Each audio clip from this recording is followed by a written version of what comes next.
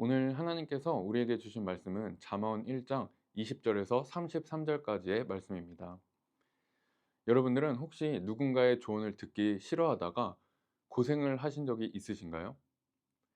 저는 이 말씀을 묵상하면서 한국에서 신앙생활을 할 때 성경 건축을 했던 것이 생각이 났습니다. 당시 봉사해 주시는 목사님과 저는 한 공사를 하게 됐는데, 이때 담임 목사님께서 한 방법을 제안하셨어요. 그런데 현장 경험이 있던 우리들은 그 방법대로 할 수 없다고 말하면서 우리가 경험했었던 방법대로 진행했습니다. 하지만 결국 그 방법대로 되지 않았고, 목사님께서 제안하셨던 방법대로 잘 마무리가 됐습니다. 이때 시간도 거의 3배로 들고 비용도 더 들어서 얼마나 고생했는지 모릅니다. 하나님과 우리의 관계도 이것과 비슷한 것 같습니다. 하나님께서는 항상 말씀을 통해서 우리의 삶을 인도해 주시지만, 하나님의 말씀을 듣기 싫어서 거부하기도 하고, 또 내 경험이 앞서기도 하고, 또는 잊고 있을 때도 많이 있습니다.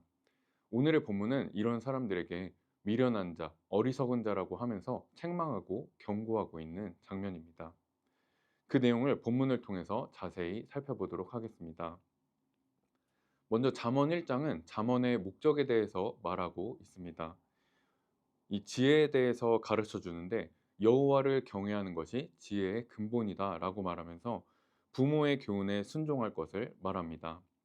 또 악한 자와 어울리지 말라고 경고하고, 이어서 오늘의 본문으로 지혜의 초대에 응답해서 하나님께 돌아오라고 하고 있는 것입니다. 먼저 본문의 20절에서 21절을 보면, 지혜가 길거리에서 부르고 광장에서 소리를 높이고 시끄러운 길목에서 소리를 지르고 성문 어귀와 성중에서 소리를 바란다 라고 나오는데, 하나님이 주시는 지혜는 감춰진 것이 아니라 누구든지 들을 수 있도록 공개되어 있다고 하는 것입니다. 하지만 안타깝게도 그렇게 공개적으로 외쳐지는 지혜에도 불구하고 모든 사람이 그 지혜를 들으려고 하는 것은 아닙니다.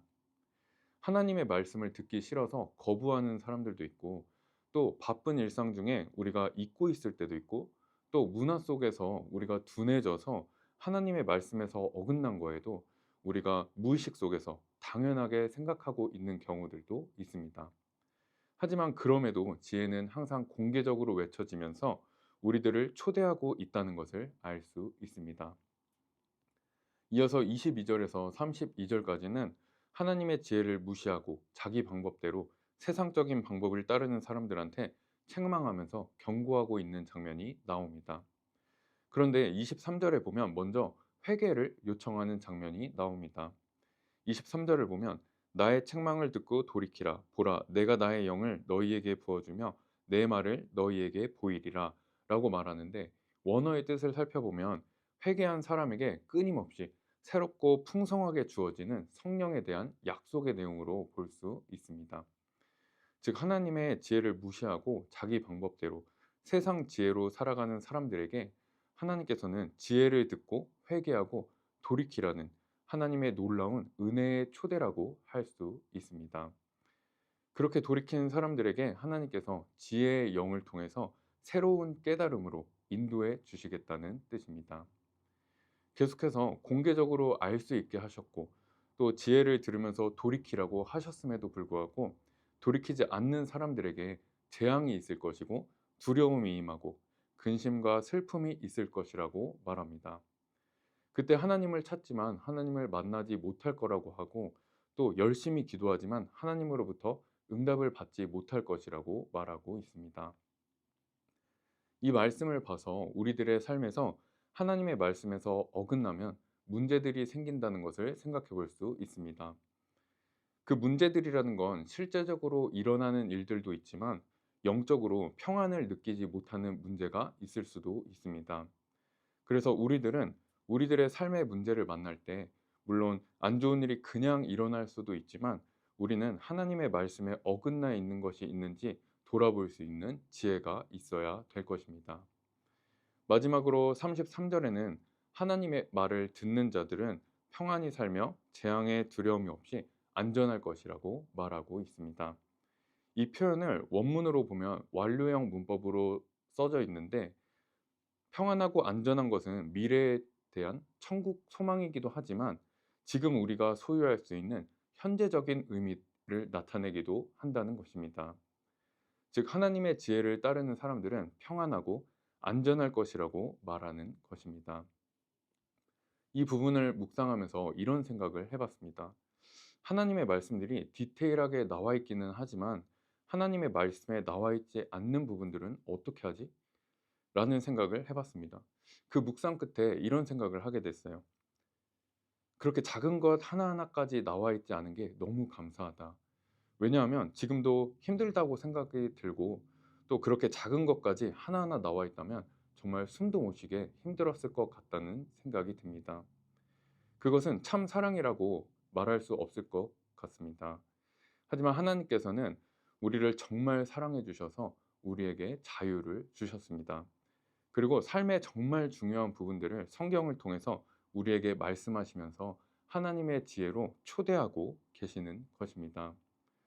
그러므로 이 말씀처럼 우리가 하나님의 말씀을 따른다면 어떤 일을 만나도 평안하고 담대하게 나아갈 수 있습니다. 또 하나님의 말씀에서 어긋나서 혹시 깨진 곳이 있다면 하나님의 말씀을 듣고 회개하고 돌이킬 때 그 관계가 회복될 수 있을 거라고 믿습니다. 오늘 말씀을 통해서 우리가 적용해 볼 수 있는 것은 먼저 하나님의 말씀에서 어긋나 있는 것들을 너무나 당연하게 생각하고 있지는 않은지 한번 점검해 볼 수 있기를 원합니다. 저는 신학을 공부하기 전에 너도 맞고 나도 맞다는 식의 포용을 굉장히 멋있는 것으로 생각했었지만 신학을 공부한 후에 하나님의 진리는 모든 것을 포용할 수도 있지만 하나님의 진리에서 어긋나 있는 것들을 포용할 수 없다는 것을 배우면서 이 생각이 포스트 모더니즘으로부터 왔다는 것을 배운 적이 있습니다. 이것처럼 우리가 무의식 중에 하나님의 말씀에서 어긋나 있는 것들이 있는지 점검하고 하나님의 초대에 응해서 회개할 수 있는 우리 모두가 될 수 있기를 바랍니다. 두 번째로 하나님의 초대에 응답하자라는 것입니다. 하나님의 지혜는 단순히 정보를 제공하는 것이 아니라 우리의 삶을 변화시키는 능력이 있습니다. 그러므로 항상 우리를 말씀으로 초대하시는 하나님의 초대에 따라가기를 다시 한번 결단하면서 나아갈 수 있기를 원합니다. 오늘 말씀을 정리해 보겠습니다. 이번 주 주제였던 여리고성 사건처럼 가끔 우리가 이해할 수 없지만 하나님의 말씀은 항상 옳은 길로 우리를 인도해 줍니다. 그 하나님의 말씀은 감춰진 것이 아니라 누구든지 들을 수 있게 해주셨지만 그것을 거부하기도 하고 잊어버리기도 하고 또는 하나님의 말씀에 어긋나 있지만 너무나도 당연하게 생각하고 있는 경우도 있습니다.